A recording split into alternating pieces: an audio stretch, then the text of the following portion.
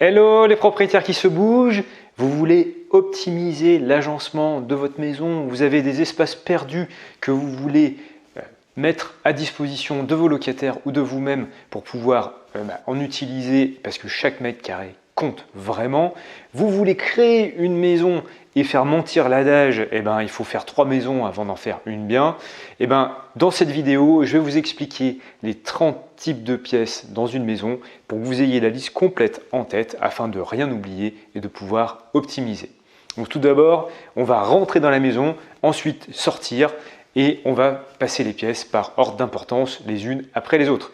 Tout d'abord, on a le hall d'entrée et le vestibule. Souvent, c'est un espace perdu. Vous pouvez tout à fait l'optimiser en faisant soit un petit bureau, soit un petit espace dédié à un thème particulier qui vous tient à cœur, une exposition, une bibliothèque, une salle de musique. Ne perdez pas cet espace.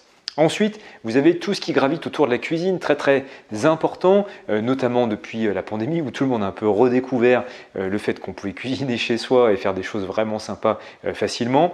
Donc, qu'est-ce qu'on met à côté d'une cuisine? On a d'autres types de pièces, on a le garde-manger, on a le séchoir et on a la salle à manger qui sont des espaces qu'on peut complètement optimiser pour faire du rangement et avoir tous les produits dont on a besoin sous la main facilement. On a après tous les espaces qui concernent la vie de tous les jours, le salon, la salle de réception ou une pièce familiale. Vous avez également la possibilité de créer un solarium, donc ça peut être tout à fait une véranda, mais en tout cas c'est une pièce comme anciennement un boudoir dans les anciens temps au Moyen-Âge, où on peut se retrouver, c'est agréable, c'est la pièce la plus ensoleillée de la maison et c'est vraiment pas à négliger, encore plus si vous êtes sous un climat qui n'est pas des plus favorables comme dans le sud de la France par exemple. Espace très important également, un bureau à domicile, soit pour gérer vos affaires personnelles, soit pour télétravailler, ou les deux. En général, on casse plutôt un bureau dans un recoin et qui n'a pas forcément de fenêtre. Posez-vous la question, est-ce que c'est vraiment opportun? C'est un endroit où vous allez quand même passer pas mal de temps, vous avez besoin de vous sentir bien, une fenêtre peut être tout à fait la bienvenue. Le prolongement de ça et de l'espace confort, c'est de créer une bibliothèque.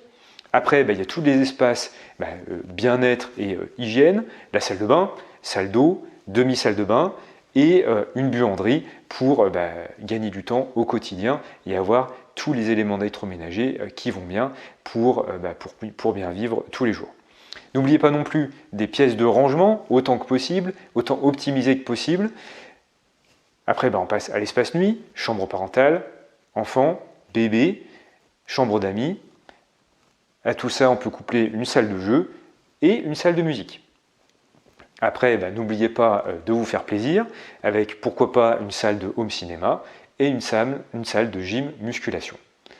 Bien sûr, quand on passe sur l'extérieur, vous penserez bien à rajouter le garage, à aménager les espaces verts, ces espaces extérieurs pour qu'ils soient le plus agréables possible. L'idéal, c'est d'avoir un petit bout de jardin à chaque fois.